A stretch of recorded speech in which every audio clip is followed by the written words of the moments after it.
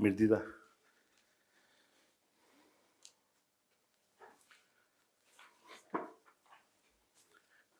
Sa I takon të paktën kështu si Ministri I Ekonomisë, Kulturës dhe Inovacionit, por natyrisht angazhimin tim politik, shqyqyr që ka male dhe qarku I Tiranës, sepse kryeministri nuk po na lë të marrim frymë, që ti bie në vendi ta në mban me gjithë reformat dhe paketat dhe gjithë punët e mira që po bëjmë në funksion të ekonomisë. Dhe jam shumë I lumtur që jam këtu me ju sot për të çelur këtë takim sa I takon paketës maleve. Më duket sikur kam jo një vit, po një muaj në detyrë nga ritmi I kryeministrit dhe nga presioni pozitiv që ditën e parë për paketën e maleve, pra që ditën e parë që ka marrë detyrën ka qenë ku është ligji special për tokat e të parëve, ku është ligji do bëjt mundur që të kthejmë diasporën, ku është ligji që të bëjt mundur që të gjithë ata që kanë një dëshirë të tillë të investojnë aty ku kanë zemrën.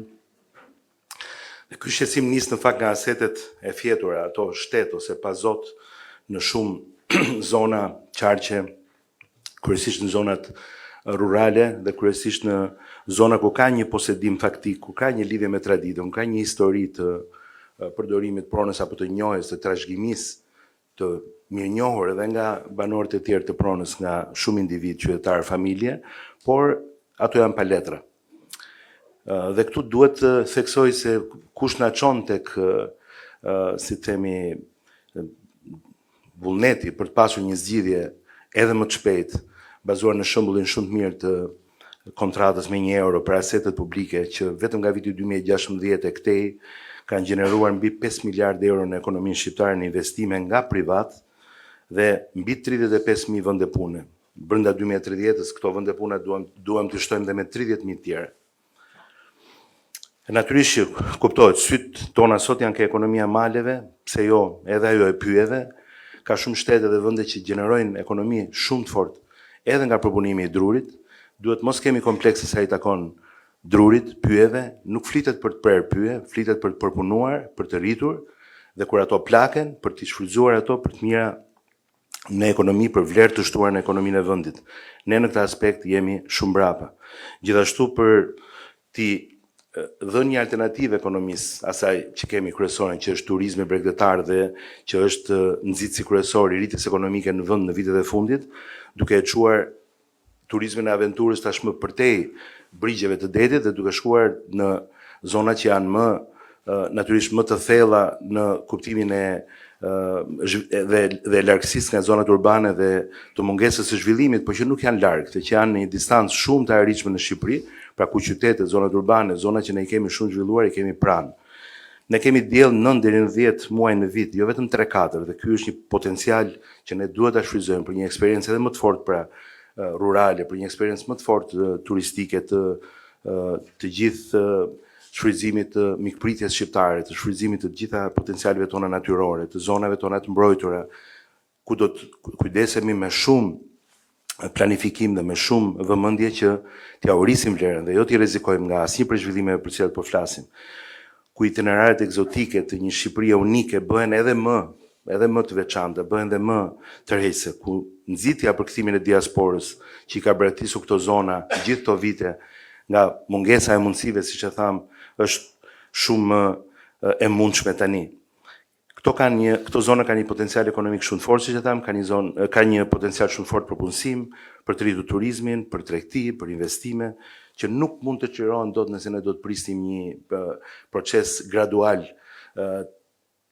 të zgjidhjes së çështjes së titujve të pronësisë.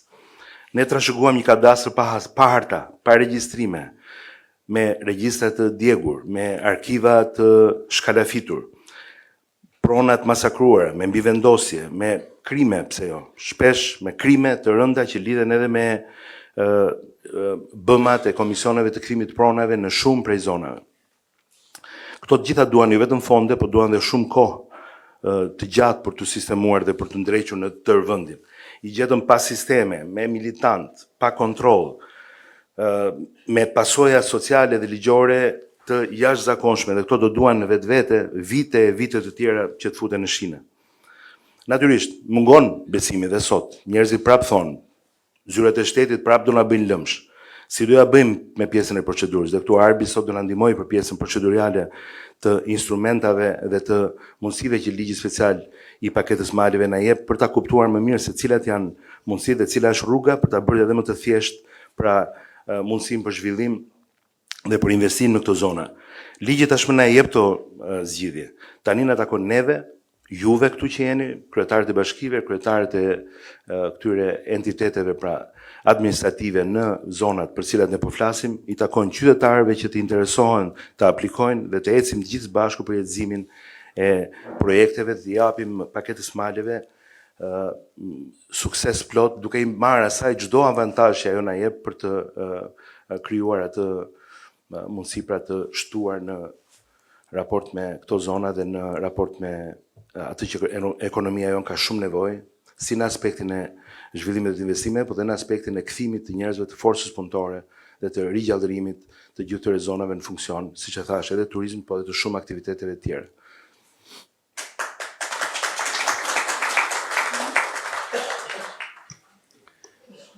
Spari, shumë faleminderit gjithëve që mbledhëm për diskutuar një ndër ndoshta gjërat më interesante në raport me zhvillimin e turizmit, po jo vetëm turizmit në zonat malore. Do të fillimisht ndaja 2-3 numra që besoj që janë interesante. Spari vitin që kaloi në Shqipërinë vizituan, kjo është një çështje që kemi diskutuar 12 milion turistë, të cilët shpenzuan më shumë se 5 milion euro në të ardhurat në Shqipëri. Prej tyre 30% u shpenzuan për restorante, bare, pra për pjesën e kulinerisë. 35% u shpenzuan në hoteleri, 20% shkuan për shpenzime kryesisht bujësore, përqind e miliard, 5.5 miliard. Më falni, 5.5 miliard, 20% për bujësi dhe 15% transport. Turizmi ka qenë një ndër ato elemente e cila ka mundësuar që të ardhurat që nga turizmi janë shpërndarë në mënyrë shumë demokratike, shumë kapilare në gjithë ekonominë shqiptare. Por teksa janë shpërndarë në mënyrë kapilare në ekonomi, nuk janë shpërndarë detyrimisht në mënyrë kapilare në gjeografi. Një pjesë e madhe këtyre parave janë shpenzuar në zonën perëndimore afër detit dhe kryeministri ka pasur vazhdimisht një kërkesë që gjejmë të hapim mënyrën se si ky turizëm dhe këto të ardhurat të lëvizin në drejtim të maleve dhe në zonën më të mëdha, më të gjerë dhe më të madhe të Shqipërisë. Do jap 2 numra prapë që besoj interesante për çështje. Himara i ka sot të ardhurat e veta për frym si bashki 72.000 lekë për banor. Kavaja gjithashtu në Bregdet i ka 24.000 lekë për banor. Ndërkohë që zonat malore, si për shembull Mati, i ka 5.000 lekë për banor, Fusharzi 4.000 lekë dhe Puka 4.000 lekë. Që thotë është e qartë dhe nga të ardhurat e veta që një pjesë e madhe e të ardhurave që vinë dhe nga turizmi janë të përshëndruar në zonën pranë Bregdetit. Ndaj paketa e maleve synon të zgjidhë një seri problemesh që kanë të bëjnë me mundësinë për të zhvilluar, mundësinë për të investuar dhe veçanërisht problemin që banorët e këtyre zonave kanë në lidhje me çështjen e pronësisë mbi territorin. Do shpjegoj shkurtimisht procedurën, se besoj se është një gjë e cila ndihmon gjithë qytetarët, po dhe kryetarët e bashkive që janë prezent. Si fillim, çdo bashki e cila ka një zonë malore ka të drejtën të propozojë shpalljen e një zone si zonë zhvillimore me prioritare, zonë zhvillimi. Këtë bashkia bën bazuar në vlerësimin e saj për territorin më të mirë që mund, ose territoret e ndryshme brenda bashkisë mund të marrin këtë status.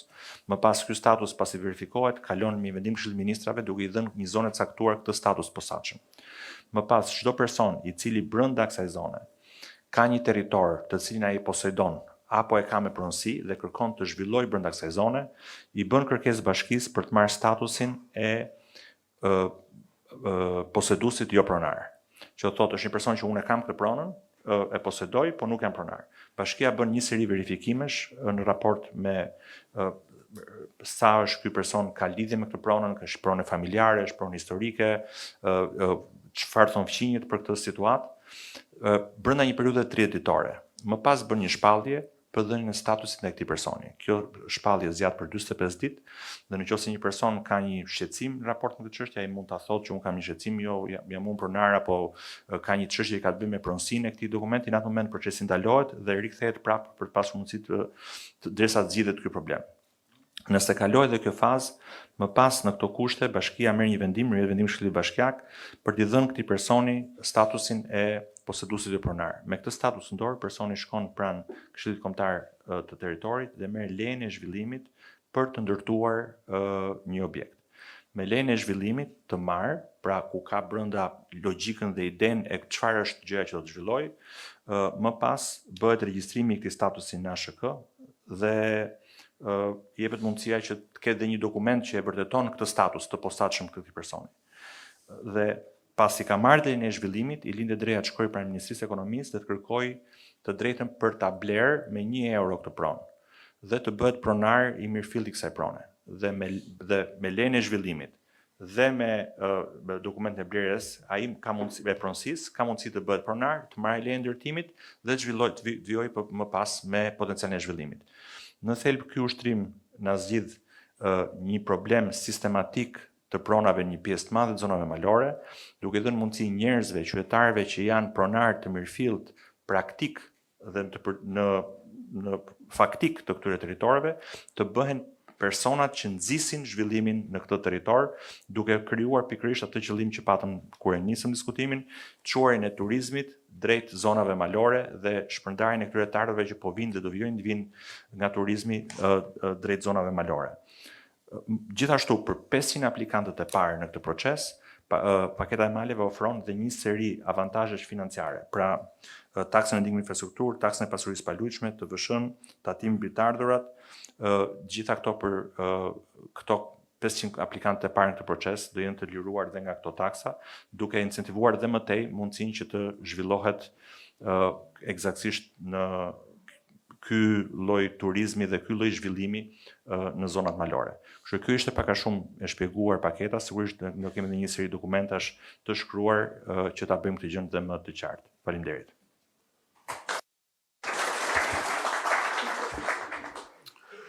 Mirë, shumë faleminderit edhe në radhë parë falenderoj familjen Hysaj për mikpritjen këtu. Është një nga pikat e bukura të zhvillimit të agroturizmit, edhe sa herë që vi përveç kënaqësisë mikpritjes shumë njerëzore, shoh edhe ndryshime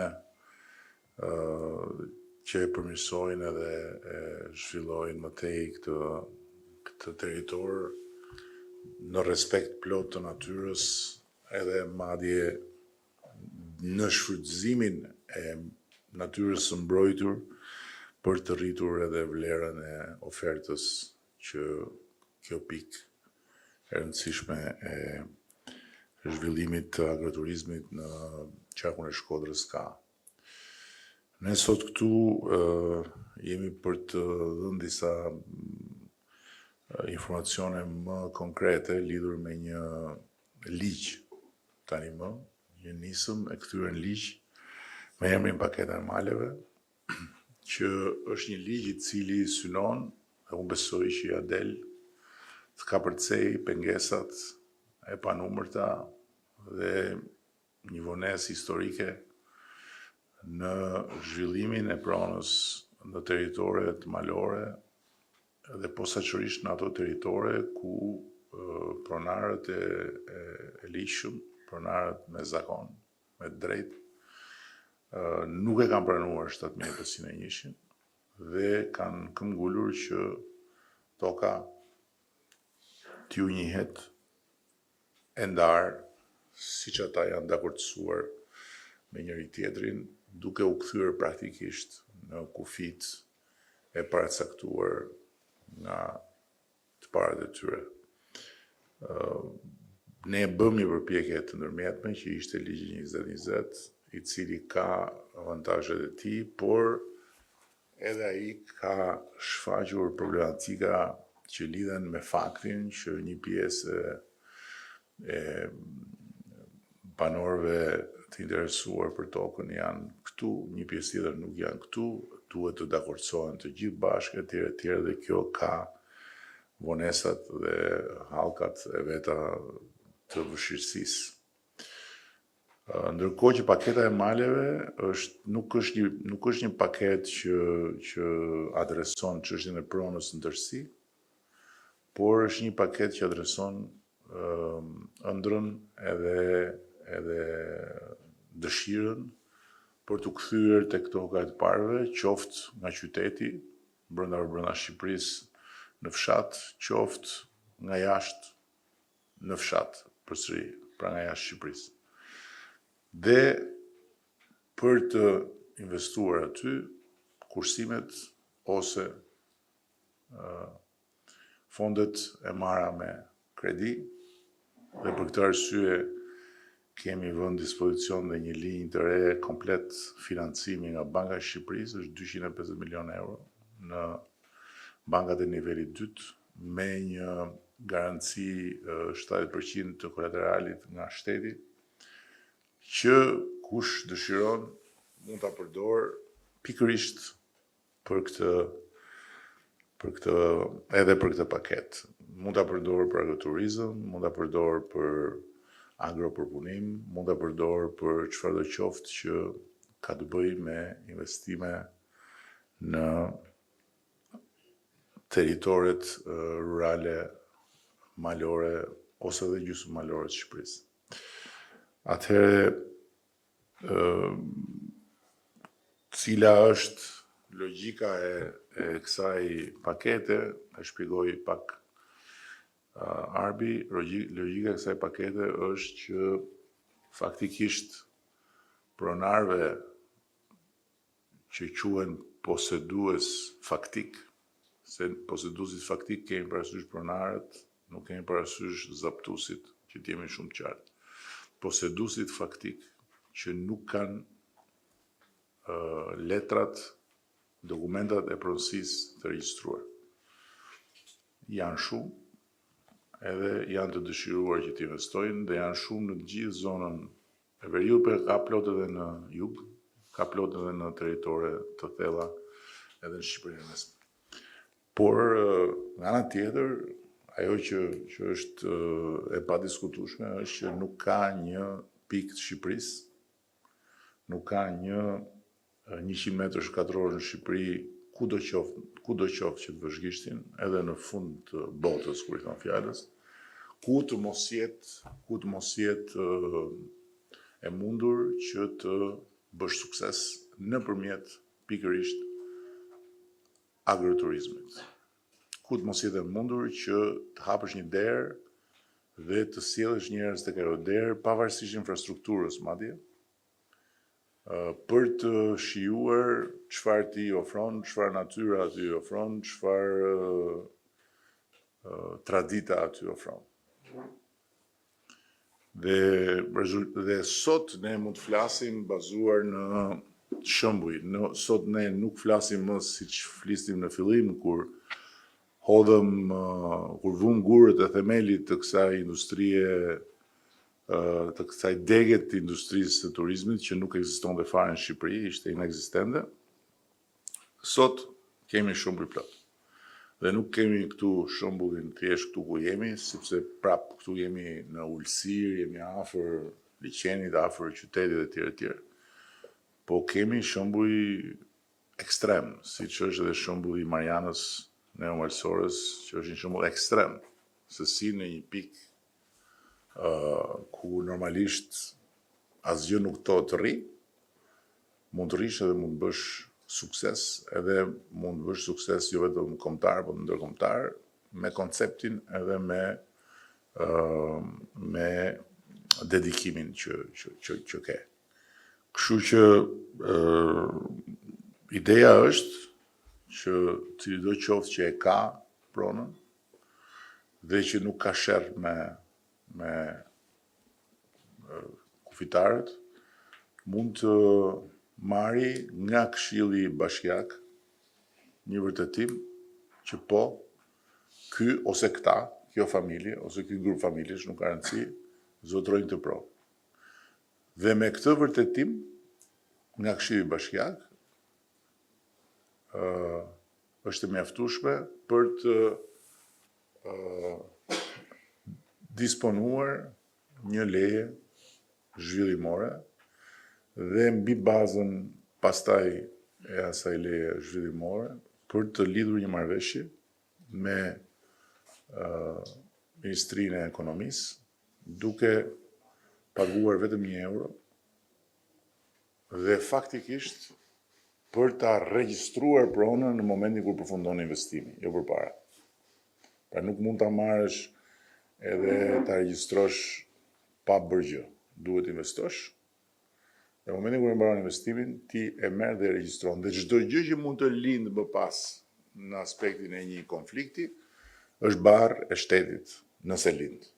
Po normalisht, situata, se po shoh një tim këtu që është një protagonist i transformimit të Thethit, situata për shembull e Thethit, ku në një periudhë kohë të caktuar janë bërë zhvillime pa leje në prona legjitime, pra aty ku realisht kanë pas pronën, dhe ku nuk është prodhuar konflikt për shkak të kësaj, tregon qartë që në përgjithësi mjafton syri i Këshillit Bashkiak dhe administratës bashkiake për të verifikuar jemi në kushtet e një trashëgimtari të ligjshëm të asaj prone apo jemi në kushtet e një mundësie për konflikt.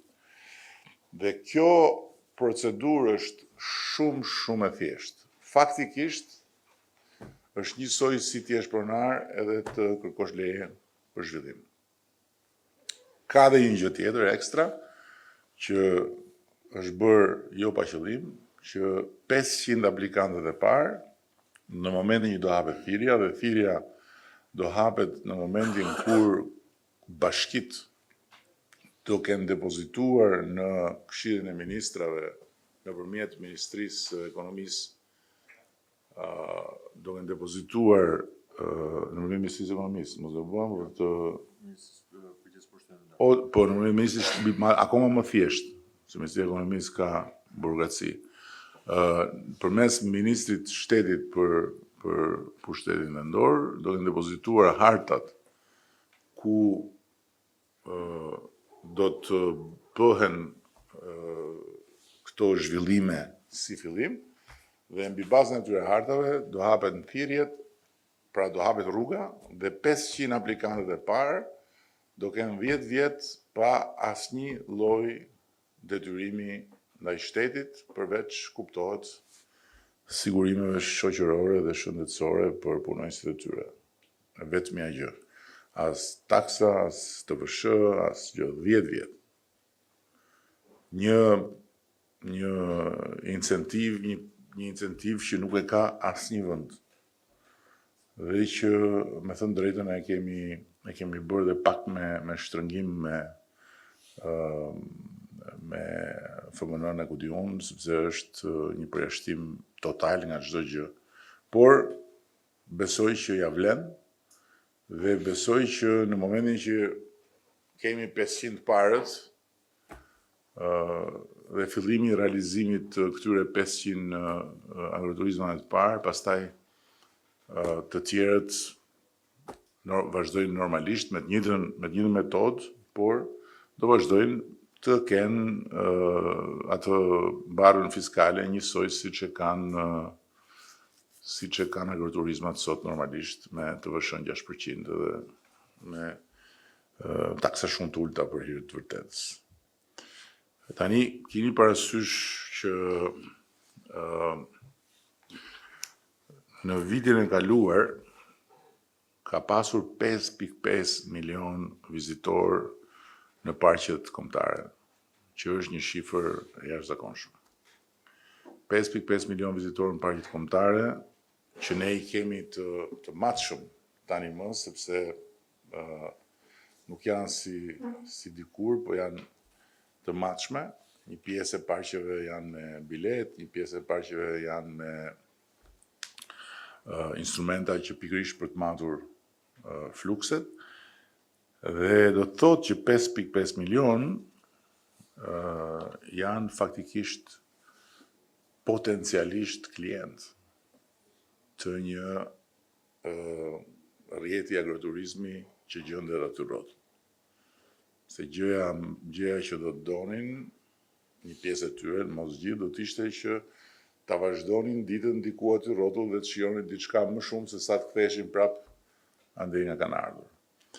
Dhe ajo që është akoma më interesante është që 1.3 milion janë qarkun e Shkodrës. Në zonat e mbrojtura të qarkut të Shkodrës është shumë. Dhe rritja në krahasim me 2023 është goxha e madhe, ndërkohë që rritja në krahasim me 2022 është eksponenciale. Pra, Shkodra është hapur, edhe është bërë destinacion, ka shumë më tepër potencial, nuk diskutohet. Po në qoftë se në qarkun e Shkodrës, që ka gjithë këto territore fantastike malore, do të ndiqet shembulli i Thethit, do të ndiqet shembulli i disa investime shumë të bukura që janë bërë në Malësinë e Madhe, do të ndiqet shembulli dhe i ndonjë investimi të bukur që është bërë në Vallën e Tejës. Do të jetë vërtet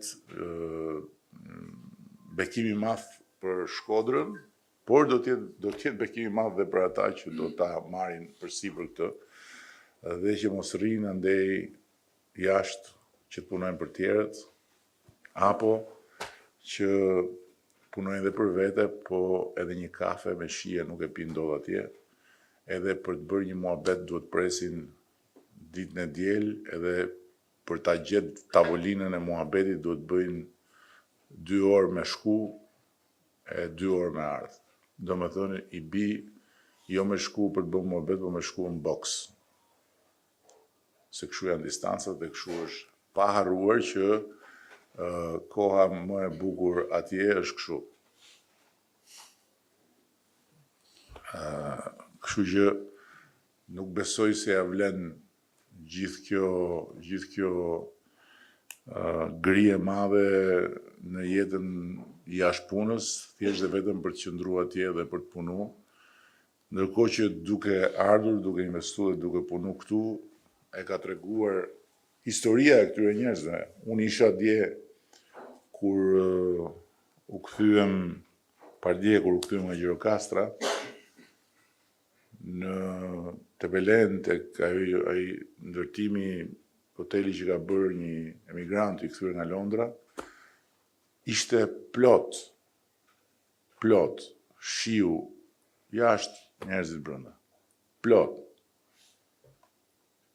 Dhe po të pyesësh atë, e tregon vetë ai se sa i lumtur është që ka marrë vendimin të kthehet në Shqipëri edhe të investoj kursimet e tij në Shqipëri. Tjetra që dua të nënvizoj për pa ju marrë shumë kohë, është që agroturizmi, zhvillimi i këtij rrjeti do të stimulojë shumë prodhimin. Po prodhimin e cilësisë lartë, prodhimin bio, prodhimin e kushtueshëm. Dhe nëse sot agroturizmat janë, si thosh, një ofertë më e lirë, me hyrjen në Bashkimin Evropian, do jenë një ofertë luksi. Nuk do jenë hajtë se po shkojmë të ham pula në fshat. Do jenë një ofertë luksi, siç janë në të gjitha ato zona të Italisë, apo të Austrisë, apo të Francës, apo të Gjermanisë, ku është shumë e vështirë të gjesh vend e para, dhe e dyta është vërtet një ofertë speciale, sepse të ofrohet një moment jashtë rrëmujës, jashtë rrëmetit, edhe në mes natyrës, edhe me gjithë ato gjëra që nuk i gjen më dot në jetën e përditshme të qytetit, përveç se në shtëpi. Ndërkohë që po ashtu duke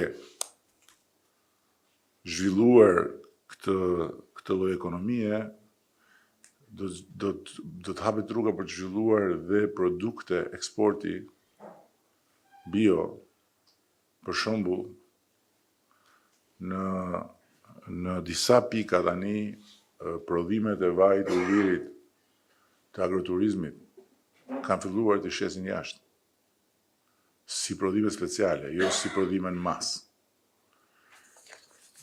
Këto normalisht duhet ju vlejnë të gjithë atyre që janë në dilemë dhe besoj që shembujt e shumë, ne kur kemi nisur këtë përpjekje, nuk kishim një ose dy agroturizma, po faktikisht sot kemi afro 250 të tillë. Dhe një pjesë e madhe janë mbështetur nga qeveria nëpërmjet programeve të AZBR-s, një pjesë tjetër janë bërë vetë. Ne do vazhdojmë mbështesim dhe besojmë që kur të kryhet dhe kjo 500-shja që kemi parapar, atëherë do të jetë shumë më lehtë për të ecur, edhe do të jetë shumë më lehtë për bankat për të financuar. Por sot që flasim, bankat kanë këtë instrument në dorë që e kemi siguruar me Bankën e Shqipërisë. Dhe sot që flasim, kredia për të zhvilluar një ndërmarrje të vogël dhe të mesme ku fusim këto agroturizma është 9-3%. Një kredi 9-3% me një kolateral të mbuluar në 70% nga shteti dhe më pas ne do shohim dhe instrumentat të tjerë. Kemi kaluar edhe projekt ligjin e Bankës së Zhvillimit, më në fund do kemi bankën tonë të zhvillimit, që do të jetë në dispozicion pikërisht të gjitha atyre sektorëve dhe të gjitha atyre sipërmarrjeve që nuk janë dhe aq lehtë të financueshme nga bankat tregtare që e duan fitimin sigurisht një bankë zhvillimore për të nxitur financimin dhe investimin në sektor që fillimisht mund të kenë risk më të lartë ose fillimisht mund të kenë nevojë për shumë më tepër kohë për të bërë interesant për bankat. Këto ishin ato që donim të ndanim sot. Sigurisht që paketa e maleve ka nevojë për promovim, ka nevojë për informacion, dhe mbi të gjitha ka nevojë që tani institucionet, dhe në rastin konkret bashkitë dhe qeveria, të tejkalojnë gjithë të procesin e bërjes gati të gjithë atyre territoreve ku do të bëhet fakt kjo paketa. Një nga arsyet që është menduar kështu që mos lihen gjithë ku ka mal, hajde, është edhe për të krijuar balancë me zonat e mbrojtura, por natyrisht që kjo do të jetë në çmimin e bashkive, e kryetarëve të bashkive. Ata dinë edhe ku janë kërkesat më intensive, dinë edhe ku janë përqendrimet më interesante, dinë edhe çfarë ka me diasporën si kërkesa konkrete, edhe t'i japim një shtytje dhe ta promovojmë, edhe ta realizojmë, dhe të bëjmë që në 4-5 vite të ardhshme të kemi një rrjet agroturizmash që do të sjellë shumë më tepër turistë në male, por jo thjesht në numër, sepse sot ka shumë turistë në male, por shumë më tepër turistë që shpenzojnë më shumë në male. Kjo është ajo që duhet të realizojmë. Që gjithë përpjekja është si t'i bëjmë të lënë më shumë lekë në Shqipëri. Shumë faleminderit. Tani nëse ka një pyetje nga protagonistët i veçi këti ta thy akullin se shmësuaj, i veçi. Po, fiks. E di edhe Greci se kush është ai që duhet t'japë mikrofonin. Përshëndetje gjithë. Faleminderit zoti kryeministër. A ka mundësi të thush se një minutë se shoqyrit kam këtu dhe live, ka mundësi të thush që se më kanë bërë Barsaleta këta këneta që më tregosh historinë e atje në theth që i çoni lek njerëzve që keni jashtë. A ka mundësi ta thush? Po, është vërtet. Trego tamam, trego. Atër ne kemi njerëzit tanë, kemi vëllezërit edhe kushit, si janë në Gjermani, në Itali edhe në disa vende të Evropës. Edhe për momentin jemi t'ju lutë, t'ju thonë, hajdini kënaqë, s'muni më me tarna nga Shqipëria, se keni mundësi më arë me i bën këtu. Për në zhvillimin, unë po flas për thethin, ne para shumë vitesh ishim 20 familje si kishim si turizëm, me bujtina me shtëpiat si na kanë trashëgimnuar nga familja. Kurse tani jemi bën mbi 300 familje që janë kthyer nga gjithë bota, nga gjitha qytetet edhe janë bërë pjesë e vendit për të zhvilluar turizmin. E para herë se tani kush di çdo të thon për ty tani.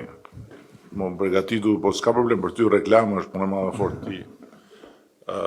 Po e para Thethi është një fshat shumë i largët në thonjza, por jo dhe i afërt. Dhe është fshati me numri më të madh të rinjve që unë kam parë ndonjëherë në Shqipëri. Domethënë në Theth ti mblidhesh me njerëz edhe aty 90% janë të ri. Dhe çfarë janë ata të ri që janë aty? Janë pjesa më e madhe sipërmarrës.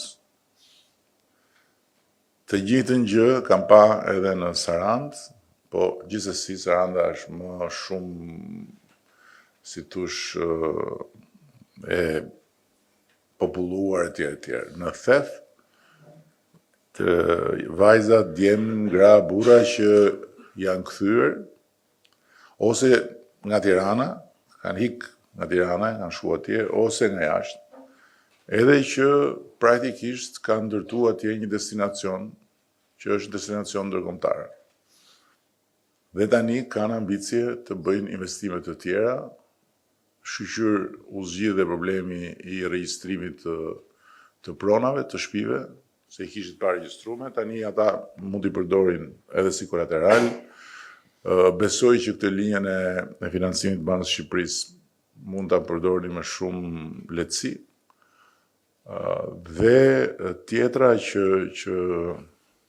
është shumë e rëndësishme është që pagat në Theth, kjo është pak po e sigurt, janë më mirë se sa pagat në Greqi. Dhe jo vetëm kaq, po përtej kësaj, të gjithë ata që shkojnë dhe punojnë në Theth për pjesën e shërbimit, e kanë falas qëndrimin, parafjetjen, ushqimin nuk diskutohet dhe pagën.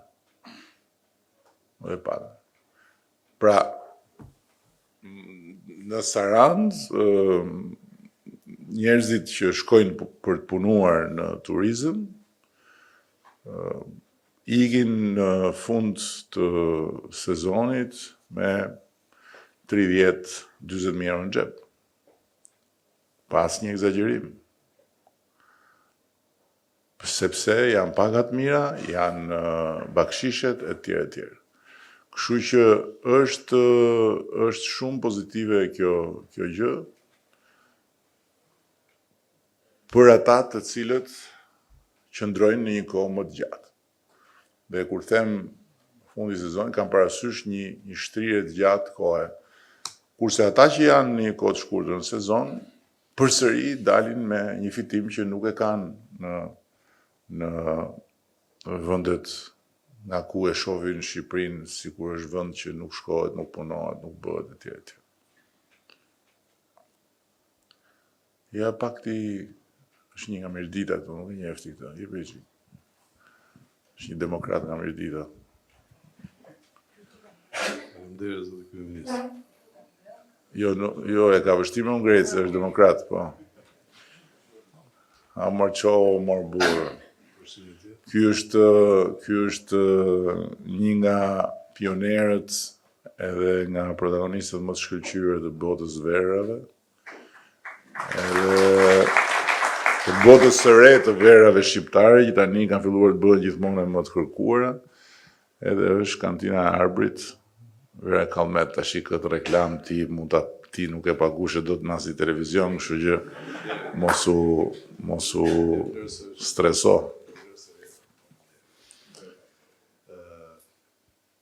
Ndjem vërtet të privilegjuar sot këtu për të parë pjesën e fenisë. Ngrej çik zonë, mëse nuk e ka që të ulë zonë. Fenisën të qeverisë. E kam qenë momentin që është lançuar si nisën, të jemi sinqer, e kam ndjek herë mas here, jam i interesuar, jam mbështet, kam mbi 20 vite që kam një aktivitet agroproponimus të në vreshtari dhe agroproponimin të verave. Eksportojmë, ja, koincidencë, po dhe sot kam bërë një eksport për Gjermani, eksportoj në Amerikë, eksportoj në Gjermani, në disa vendet të Bashkimit Evropian.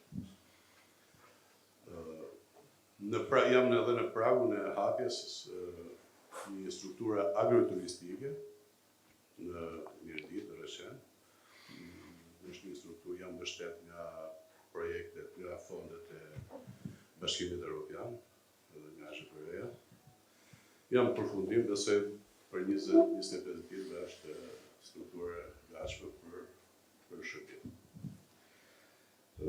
Ajo që doja dhe jam ndoshta i ashtu për këtë pjesën e paketës. Mirdita është një territor që është një territor shumë i hapur, me shumë pak banor në për zonë, dhe bën infrastruktura bën të pamundur hapjen e aktiviteteve të tilla. Janë, me mbështetjen e një austriake, është një Mariana Graf që ka bërë një punë të jashtëzakonshme në promovimin e turizmit Mirdit. Por turistat vinë, dalin maleve, siç thatë e theksuar dhe ju zoti kryeminist, por duhet shërbim. Dhe atje mungon shërbimi. Kemi disa zona shumë të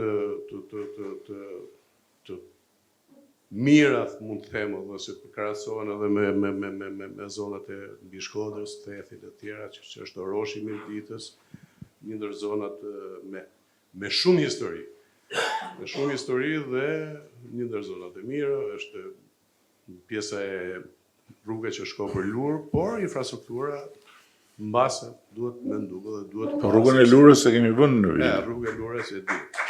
Pjesa e Oroshit do të thojë është në 100 fshatrat, është promovuar, është propozuar domethënë. Dhe është pranuar në 100 fshatrat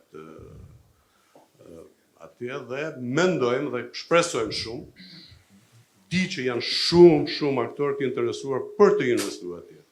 Por për arsye të infrastrukturës, me thënë të drejtën, është e pamundur. Unë kam negociuar shumë me bashkinë, kam ofruar dhe ndoshta dhe mundësi financiare për të bërë një projekt për rrugën rrugë sa është ajo pjesa e historike e fshatit Oroshit edhe nën Shetit, ndoshta edhe për një financim me bashkinë për të bërë një projekt për t'u asjell. Shpresojmë që në kohën e dur, kur t'jetë mundësia, të marrë rrugë. Me që jam prodhues, do më lejosh dhe Ministri i Ekonomisë është këtu, një sugjerim. Shteti, qeveria i jep para për agrobiznesin. Nëpërmjet fondeve të ndryshme, siç janë projekte të ndryshme i parë dhe buxheti i fondeve të qeverisë shqiptare. Ne si prodhues, nuk them për veten time, unë flas besoj në emër të gjithë prodhuesve shqiptarë. Nuk mund t'i vesh kusht ati që e ka financu vetë një biznesi që është ky biznesi këtu. Por ati biznesi që qeveria e financon, e lehtëson me taksa, si përmendet dhe ju, e lehtëson me taksa, e lehtëson, duhet t'i japi t'i vedhe një pikë, kjo është për ju, zoti Gonje, një pikë që 50, 30, 40% të produkteve t'i ketë shqiptare.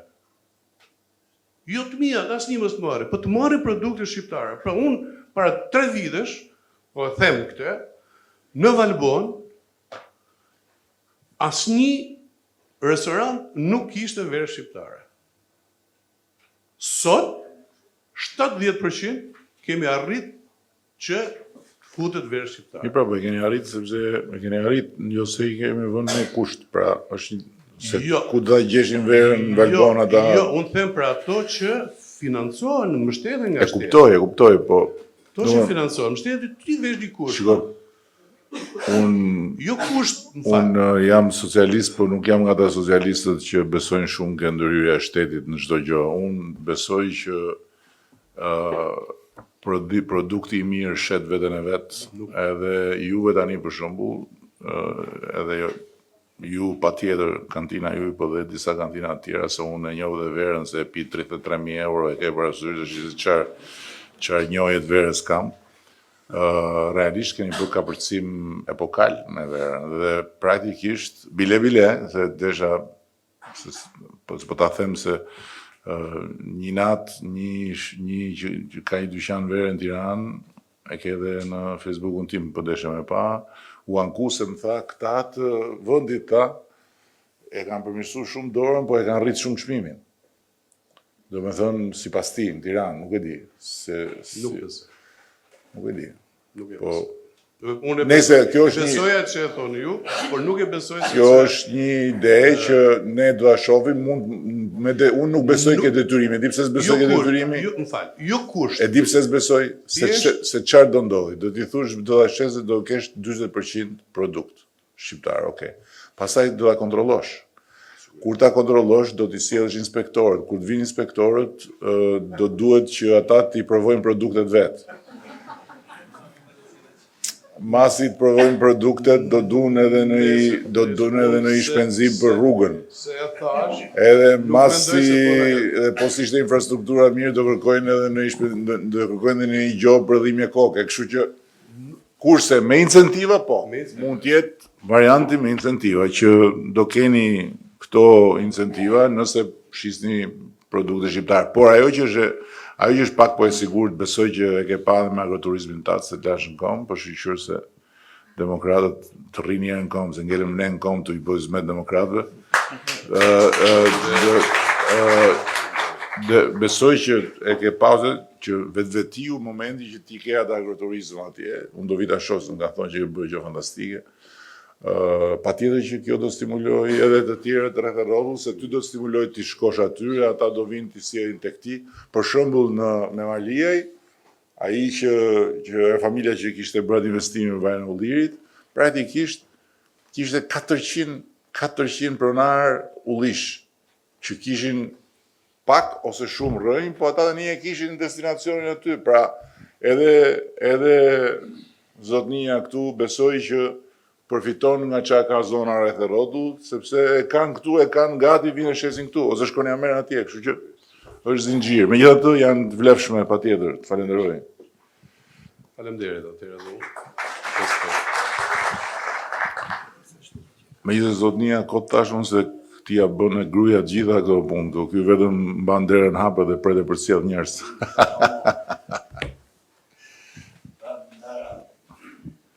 Do në njëri tjetër të thotë diçka? Kemi nga... Po, Bira pak është kryetari i Bashkisë Kukësit tu. Ka bërë gjithë këtë rrugë për të ardhur këtu, kështu që jeve pak mikrofonin. Përshëndetje gjithëve.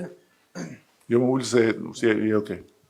Unë rreth parë në emër të banorëve të Qarkut Kukës, Bashkisë Kukësit, duhet të falenderoj qeverinë, kryeministrin për këtë nismë, e cila përcjell në vetvete një nivel të qëndrueshëm ekonomik. Kjo paketa e maleve është e mirëpritur në Kukës, sepse gjatë kësaj periudhe kohore, 30 vjeçare në Kukës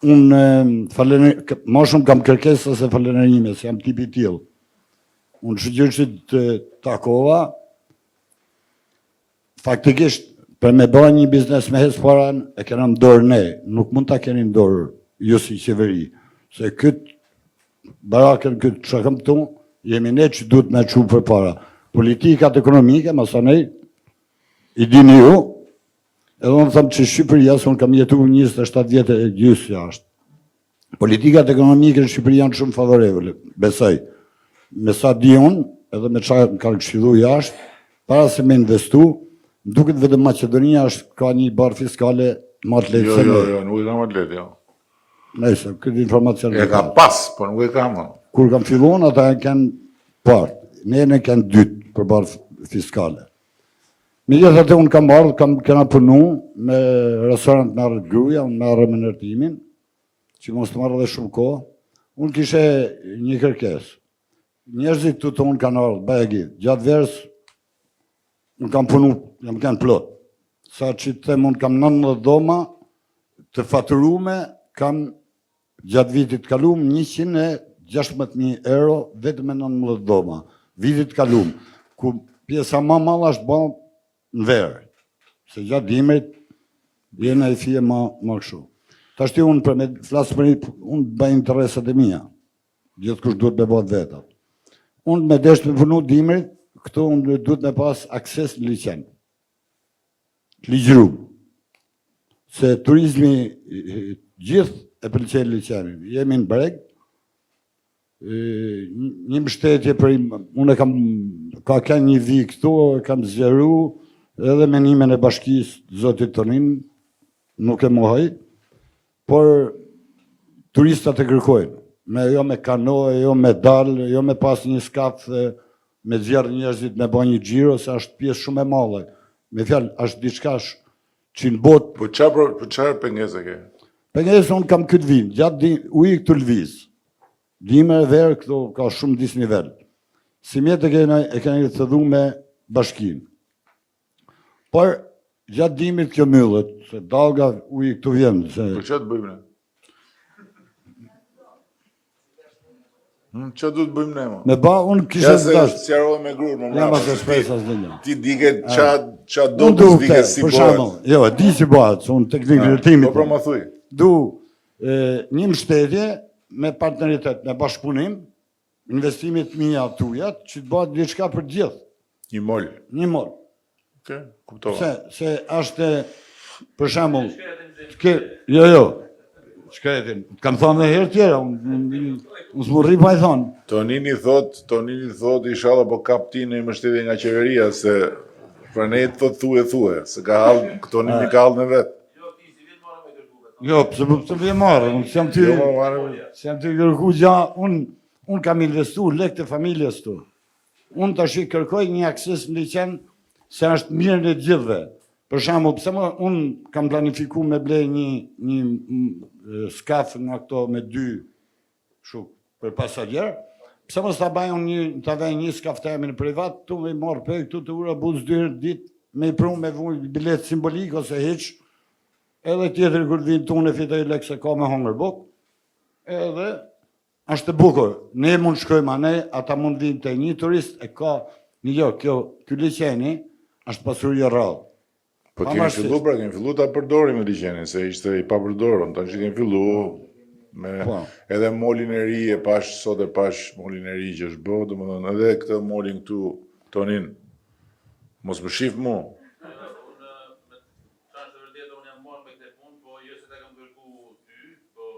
Po pra se ti rri pret ma kërkoj gruja gëzimit, po.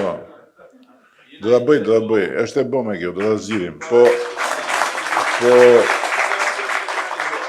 ka dhe një gjë tjetër që unë besoj, duke pas parasysh çfarë kanë ata që bëjnë sukses në turizëm ndimër, ka dhe një element tjetër që duhet me pas parasysh që ka shumë potencial, që është turizmi i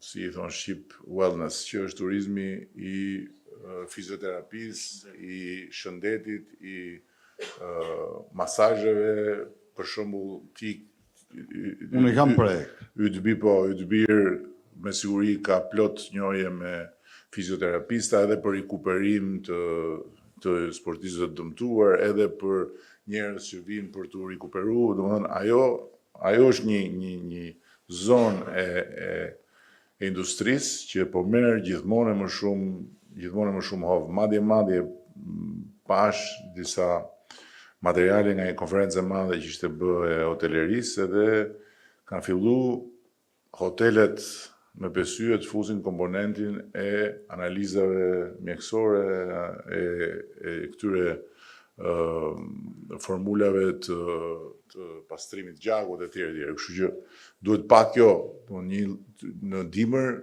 një komponent shëndeti e bën shumë atraktive një zonë si kjo ose çdo lloj zone malore. Unë të projekti parë kam një spas shumë modern. Vajze flasim më mbrapa, se jemi live. Që doni. Që i dion të punë. Live. Shumë faleminderit.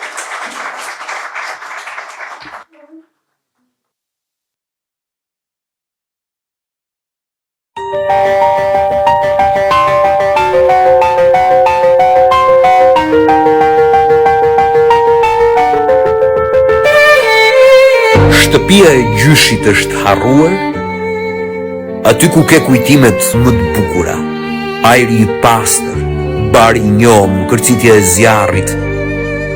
E ke menduar ndonjëherë se kjo tokë mund të bëhet mundësia jote e artë? Ktheje në një bujtin që mirëpret vizitor. Hap një agroturizëm ku tradita takohet me të ardhmen. Krijo një qendër aktivitetesh malore dhe sportive. Me paketën e maleve ti nuk je vetëm. Procedurat të thjeshtuara pronësie dhe ndërtimi. Lehtësira fiskale për investimet malore. Turizëm gjithsezonal dhe zhvillim ekonomik. Kthimi diasporës. Paketa e maleve është ura që lidh të drejtën zakonore me pronësinë e ligjshme dhe të investueshme. Nga tokat e të parëve në biznesin tënd të së ardhmes. Puno dhe jeto aty ku ke zemrën.